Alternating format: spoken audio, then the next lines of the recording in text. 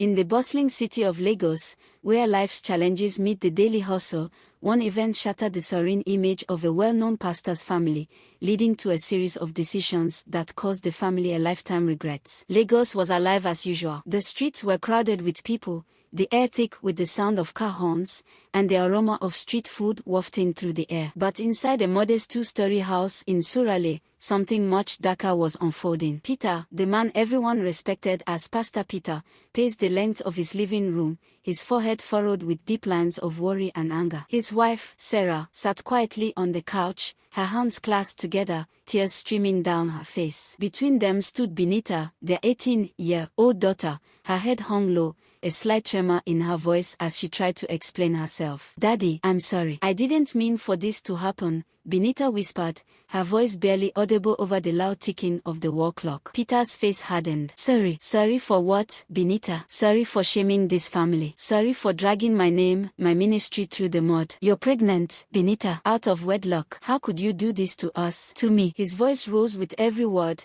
his anger seeping through every syllable. Sarah sobbed quietly, unable to meet her daughter's eyes. She had always been strict with Benita, making sure she attended every church service, participated in every youth event, but somehow, something had gone terribly wrong. "I didn't mean to, Daddy. It was a mistake." Benita's voice broke, her tears falling freely now. She had always been the perfect pastor's daughter, polite, respectful, and always obedient. But this one mistake had shattered everything. A mistake. Peter's voice was cold. "This is not just a mistake, Benita. This is a sin. A sin that will ruin everything I've worked for. The church will never forgive this. I will never forgive this." He turned away from her, unable to look at her any longer. Sarah finally found her voice. "Peter, maybe we can find a way, maybe we can help her." "Help her?" Peter whirled around, his eyes blazing. "There is no help for this, Sarah. She has ruined us, ruined our family name. Do you know what people will say? How they will mock us, how they will mock me. But she's our daughter," Sarah pleaded, her voice trembling. "We can't just throw her out. She needs us now more than ever." "She made her choice," Peter snapped. "And now she will have to live with the consequences. Benita, pack your things. You're leaving this house. I won't have you under my roof." Benita's eyes widened in shock. "Daddy, no, please, don't do this. I have nowhere to go." "You should have thought of that before you decided to bring this shame upon us," Peter replied coldly. "You are no longer my daughter." The words cut through Benita like a knife. She had always been close to her father, always looked up to him as a role model. But now, as she looked into his eyes, all she saw was cold, unyielding judgment. "Please, Daddy, I'm begging you, don't do this."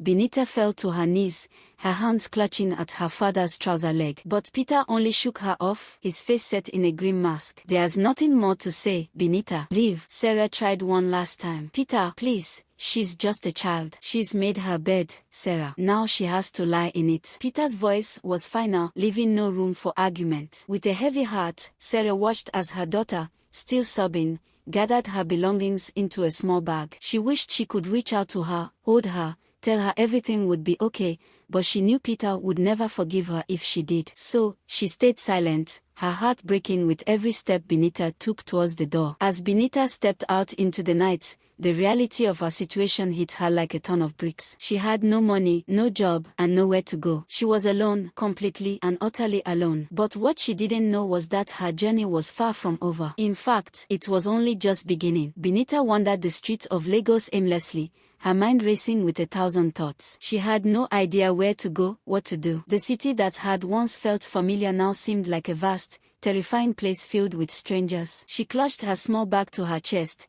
feeling the weight of the world pressing down on her. As she walked, she replayed the events of the evening over and over in her mind, unable to believe what had just happened. Her father had disowned her, her mother had stood by and watched, and now she was alone, with nothing but the clothes on her back. She wandered for hours, the neon lights of the city blurring together as she walked through the bustling streets. She felt like a ghost, invisible to everyone around her, lost in her own despair. Finally, exhausted and hungry, she found herself in a small park, the soft glow of the streetlights casting long shadows across the grass. She sank down onto a bench, her body shaking with sobs as she tried to come to terms with her new reality. "God, why is this happening to me?" she whispered, her voice barely audible. "Why am I being punished like this?" But there was no answer, only the distant sound of traffic and the rustling of leaves in the night breeze. Hours passed, and still, Benita sat there, her her mind racing with fear and uncertainty. She had no idea what to do, where to go, who to turn to. She felt completely and utterly lost. As dawn began to break, she finally made a decision. She couldn't stay in Lagos. There were too many memories here, too much pain. She needed to leave, to start fresh somewhere new, where no one knew her,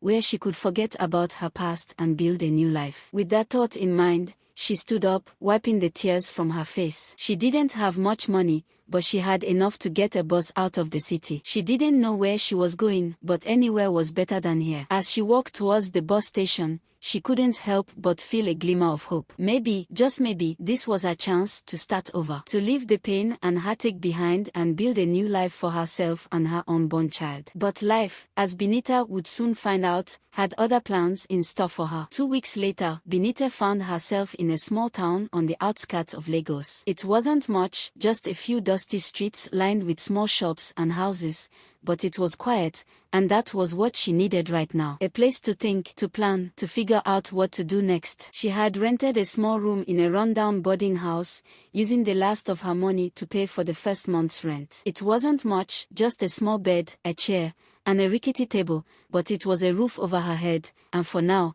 that was all she needed. Days turned into weeks, and Benita found herself falling into a routine. She would spend her mornings wandering the town, looking for work, and her afternoons in the small park, sitting on a bench and watching the world go by. It wasn't much, but it was a life, and for now, that was enough. But as the weeks passed, the reality of her situation began to sink in. She was running out of money, and there was no work to be found in the small town. Her belly was growing, a constant reminder of the life growing inside her, and she knew she couldn't keep this up for much longer. One evening, as she sat on her usual bench in the park, lost in thought, she was approached by a middle-aged man. He was well-dressed, with a kind face and gentle eyes, and he looked at Benita with concern. "Are you okay, my dear?" he asked, his voice soft and soothing. Benita looked up at him, startled. She hadn't spoken to anyone in days, and the sound of his voice was almost jarring. "I'm fine," she replied, her voice shaky. The man didn't seem convinced. He sat down on the bench next to her,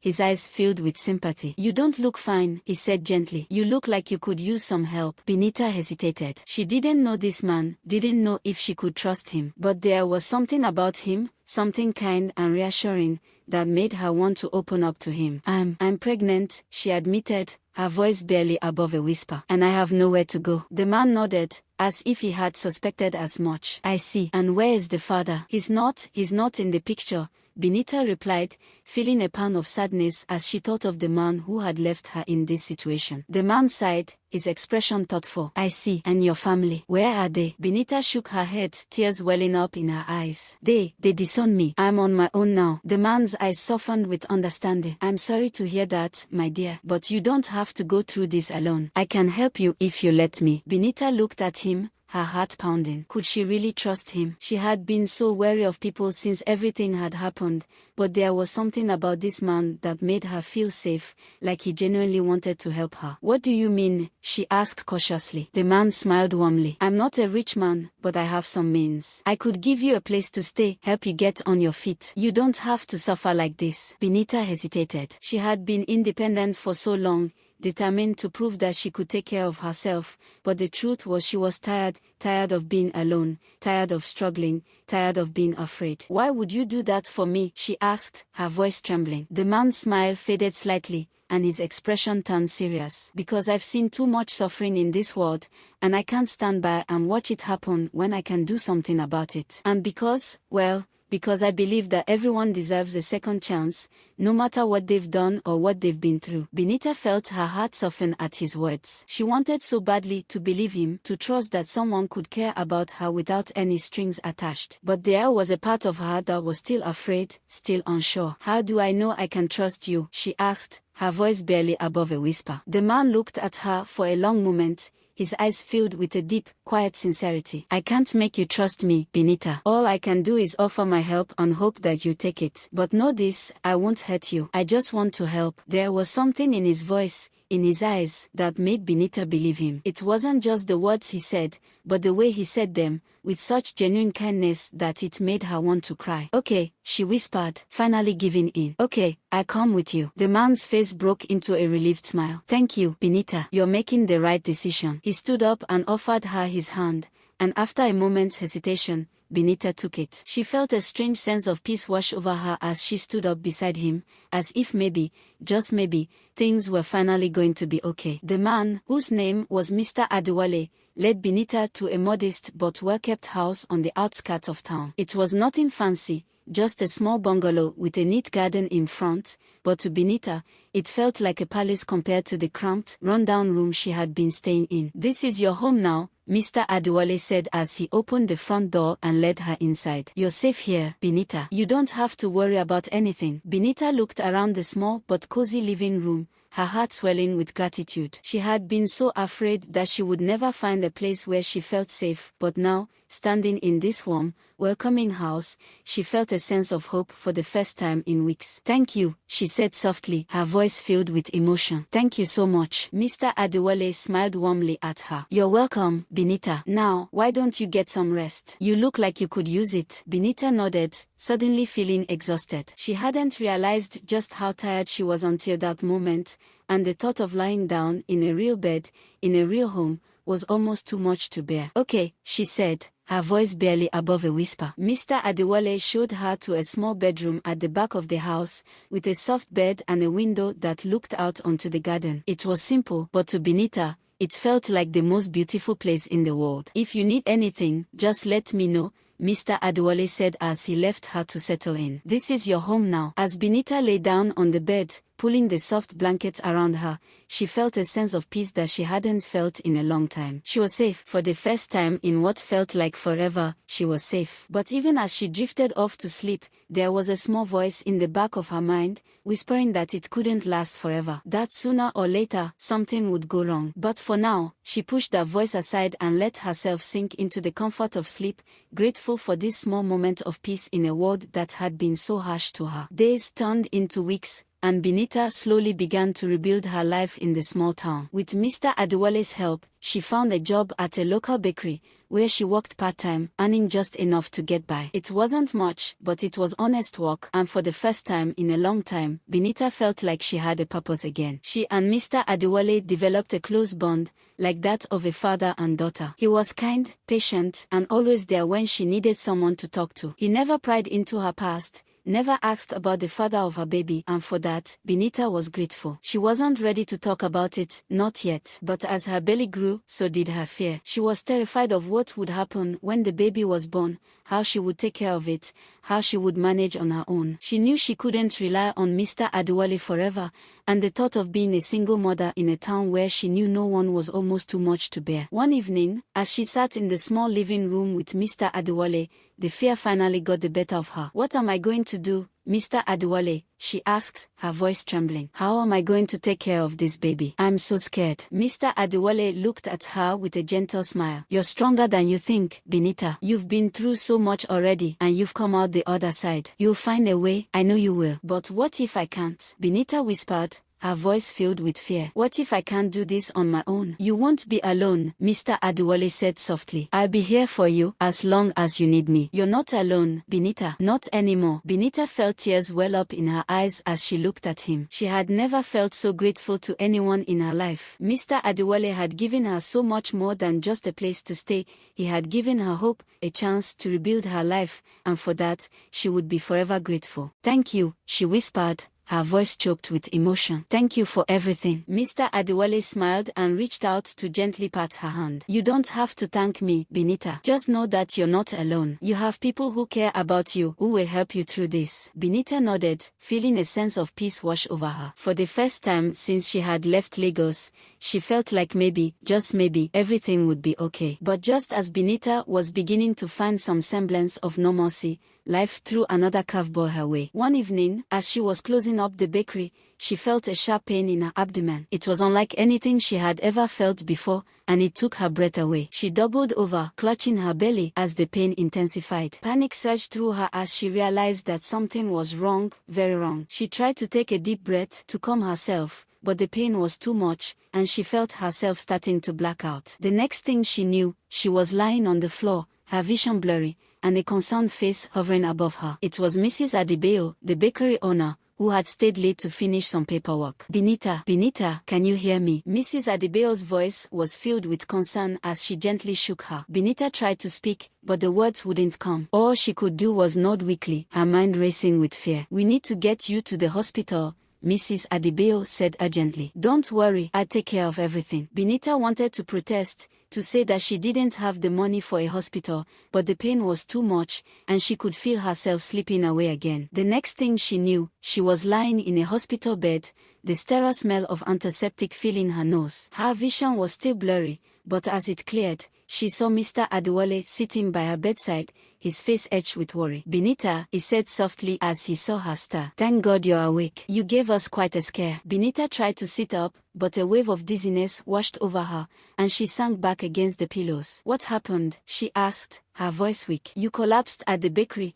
Mr. Adewale explained, his voice gentle. They had to bring you to the hospital. The doctor said it was stress, that you've been pushing yourself too hard. Benita felt a surge of guilt as she realized that she had been neglecting her health, trying to work as much as she could to save up for the baby. I'm sorry, she whispered, her voice filled with regret. There's nothing to be sorry for, Mr. Adewale said softly. You've been through so much, Benita. You need to take care of yourself. Benita nodded, tears welling up in her eyes. She felt so overwhelmed, so exhausted, but as she looked at Mr. Adewale, she knew that she wasn't alone. She had someone who cared about her, someone who would help her through this, and for that, she was incredibly grateful. I'll try, she said softly, her voice choked with emotion. I'll try to take care of myself, for the baby. Mr. Adewale smiled and gently patted her hand. That's all you can do, Benita. One day at a time. As Benita lay back against the pillows, she felt a sense of peace wash over her. She knew that the road ahead would be difficult,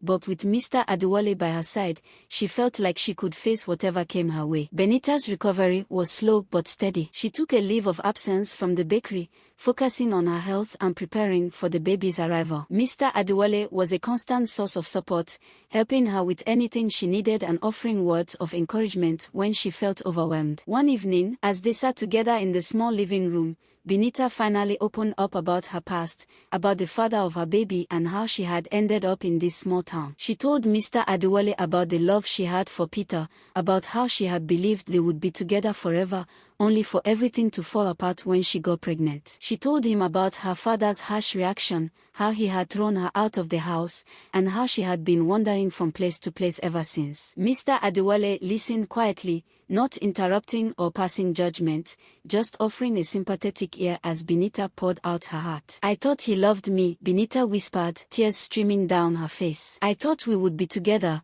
but when I told him about the baby, he just walked away. Like it didn't matter. Like I didn't matter. Mr. Adewale reached out and gently wiped away her tears. I'm so sorry, Benita. No one should have to go through what you did. Benita nodded, sniffling as she tried to compose herself. I just don't understand how someone could be so heartless. How could he just leave me like that? There are some questions we may never have answers to, Mr. Adewale said softly. But what I do know is that you're stronger than you think, Benita. You've survived all of this, and you've come out the other side. That takes real strength. Benita felt a small flicker of hope at his words. It had been so long since she had felt strong, but maybe, just maybe, she could find that strength again. Thank you, she whispered, her voice filled with gratitude. Thank you for everything. You don't have to thank me, Mr. Adewale said with a gentle smile. Just know that you're not alone. You have people who care about you, who will help you through this. As the days passed, Benita began to feel a sense of hope for the future. She still had moments of doubt, moments when she felt overwhelmed by the challenges ahead,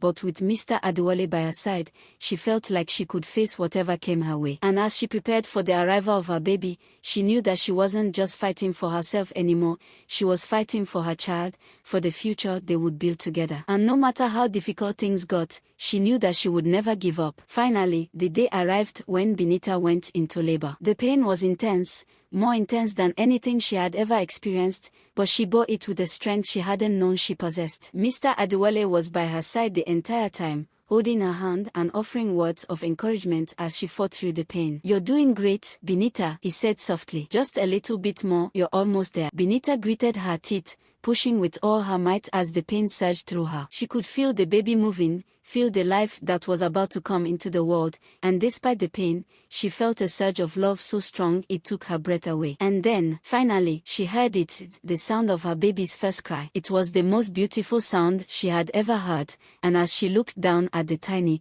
wriggling life in her arms, she felt tears streaming down her face. "Congratulations, Benita," the doctor said with a smile. "It's a healthy baby girl." Benita looked down at her daughter, her heart overflowing with love. She was so small, so perfect, and as she held her close, Benita knew that she would do anything for her, that she would protect her with everything she had. "She's beautiful," Mr. Adewale said softly, looking down at the baby with a gentle smile. "Just like her mother." Benita smiled through her tears, feeling a sense of peace wash over her. This was it, the moment she had been waiting for, the moment when all the pain and fear melted away, leaving only love. As Benita cradled her newborn daughter in her arms, she felt a renewed sense of purpose and strength. She had endured so much heartache and pain, but now, with her baby by her side, she was determined to build a better life for them both. The weeks after her daughter's birth were challenging, but with Mr. Adewale's support, Benita found the strength to carry on. She named her daughter Joy, a symbol of the happiness she now felt despite the hardships she had faced. Benita took her time to heal physically and emotionally,